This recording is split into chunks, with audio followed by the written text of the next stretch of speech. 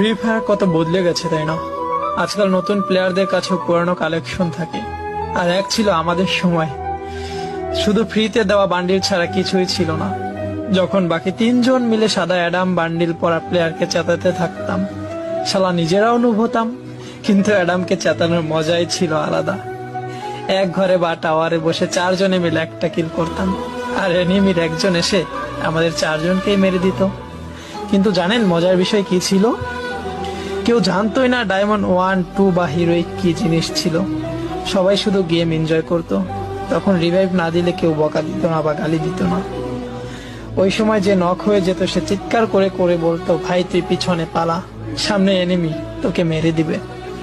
Match হারার পরে কখনোই লবিতে এসে এই বিষয়ে ঝগড়া হতো না যে তোমার ভুল, ওর ভুল বা আমার ভুল ছিল। কারণ চারজন মিলে একজনকে মারলে সবার হৃদয় ভয়ে কাঁপতে থাকতো।